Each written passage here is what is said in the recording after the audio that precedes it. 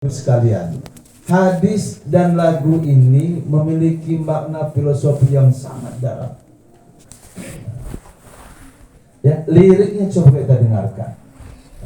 Doa kepada anak-anak yatim yang ditinggalkan oleh Allah. Doanya diijabah oleh Allah. Bahkan sampai diingatkan, sungguh celaka kaum muslimin kita ini kalau sampai mereka itu kesulitan tapi tidak punya kepedulian. Karena itulah Bapak Ibu sekalian, saya mengajak kepada kita semuanya melalui malam ini. Ya, melalui malam ini. Meskipun selama ini saya tahu tetangga-tetangga di sini, jemaah kita sungguh punya perhatian kepada kelompok-kelompok anak yatim, anak piatu, ya, yatim piatu, kemudian orang-orang susah.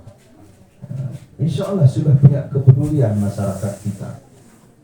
Cuma saya mengingatkan itu kepada kita semuanya, karena kita punya kesibukan, punya tanggung jawab masing-masing. Kadang-kadang lalai.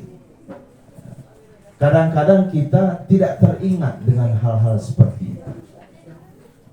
Karena itulah Bapak Ibu sekalian, sungguh nikmat sebenarnya. Rahmat diberikan oleh Allah Subhanahu wa Ta'ala kalau kita tinggal, kita bermasyarakat dikelilingi dengan tetangga-tetangga kita yang punya kepedulian. Meskipun kadang-kadang nggak seberapa,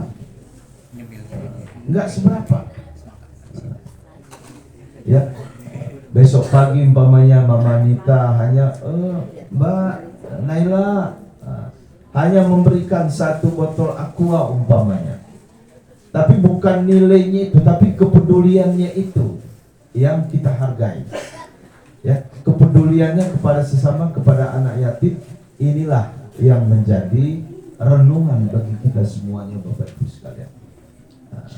Karena itu sebagai penutup sekali lagi saya mengajak kepada kita semuanya, ya, Allah Subhanahu wa Ta'ala itu menganjurkan kepada kita agar senantiasa terus-menerus berbuat baik dan melakukan kebajikan-kebajikan.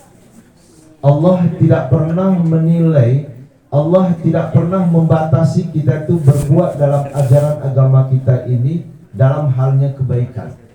Silakan siapapun dia, bagaimanapun caranya, silakan lakukan.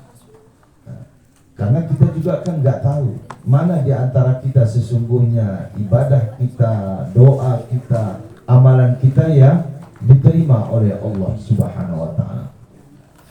Maka hadis Nabi pun mengingatkan kepada kita, Nabi selalu menganjurkan, bersedekahlah kalian, berbagi, punya kepedulian sama yang lain. Ditanya oleh sahabat, bagaimana ya Rasulullah kalau saya nggak punya kemampuan?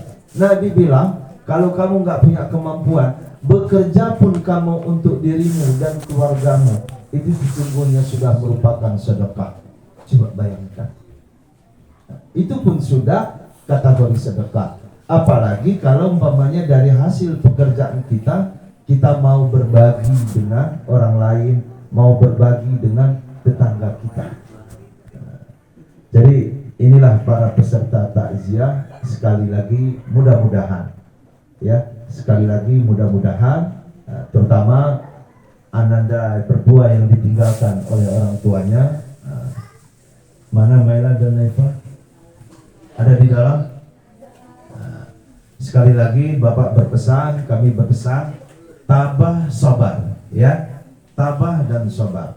Dan jangan pernah berhenti mendoakan kedua orang tua kalian, mama dan papanya yang sudah meninggal.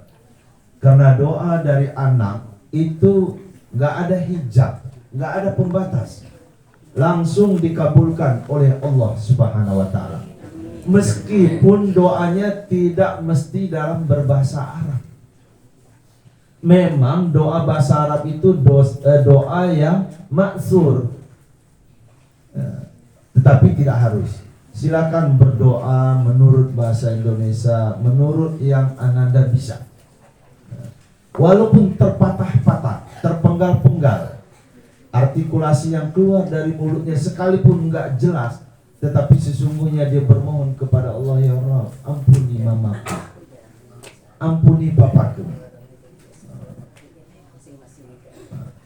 Keduanya sudah menghadap kepadamu ya Rabb. Kami tidak tahu bagaimana ke depan ini ya Rabb. Mungkin seperti itu. Selalu senantiasa berdoa kepada Allah. Karena sesungguhnya dalam dunia sufistik, ya, itu diceritakan itu. Kalau kita Bapak Ibu sekalian punya orang tua, punya keluarga yang sudah meninggal dunia, sesungguhnya mereka itu senantiasa menunggu. Apa yang mereka tunggu? Doa-doa dari anak, dari keluarganya yang masih hidup. Mereka harapkan itu. Bukan makanan yang enak, hidangan yang lezat. Bukan itu, tetapi doa yang ditunggu oleh keluarga-keluarga kita yang sudah meninggal dunia. Mereka menantikan itu. Oleh karena itu, jangan pelit. Ya, setiap saat mendoakan ayah ibu kita, apalagi yang sudah tiada. Apalagi selesai sholat, ya, mendoakan untuk keampunan orang-orang tua kita yang sudah tiada. Bahkan dalam kitab sufi itu diceritakan orang-orang tua yang sudah meninggal dunia, dia melihat anaknya bermaksiat, melakukan dosa, menangis dia menyaksikan itu. Cuma dia nggak bisa lagi kita dengar apa yang dia sampaikan. Menangis dia.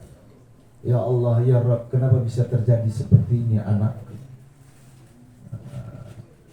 Bayangkan, hati siapa yang tidak hancur, yang tidak terluka kalau melihat anak yang ditinggalkan, dia sudah tiada, kemudian melakukan dosa dan maksiat. Memang kita katakan, oh orang tua saya tidak melihat. Itu kan menurut kita dari perspektif agama, maka orang tua ruh-ruhnya itu menyaksikan apa yang kita lakukan.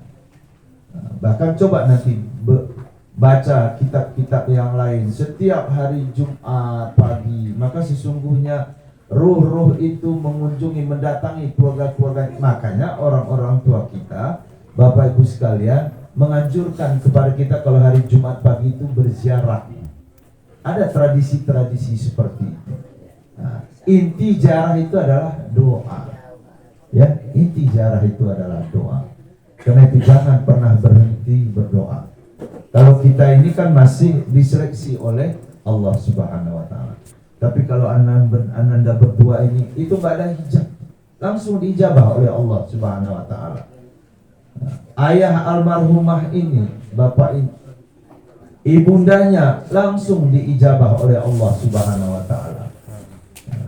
Mbak Feni, adik almarhumah, saudara kandung, itu diijabah oleh Allah Subhanahu wa taala. Ya, karena itu kita berharap pertama ananda berdua ini supaya senantiasa mendoakan mama dan papanya yang sudah tiada. Ya, mudah-mudahan Bapak Ibu sekalian, para peserta takziah, terutama keluarga yang ditinggalkan, mobil khusus kedua ananda, mudah-mudahan paling tidak kedatangan kami peserta takziah, terutama tausiah yang saya sampaikan ini, kiranya bisa bermanfaat bagi kita semua, ya, meskipun kita khususkan kepada ahli musibah, tapi sesungguhnya nasihat-nasihat kematian, wafat, dan kehidupan ini semua berguna bagi kita semua. Demikian dan sekian, billahi taufiq wal hidayah. Wassalamualaikum warahmatullahi wabarakatuh.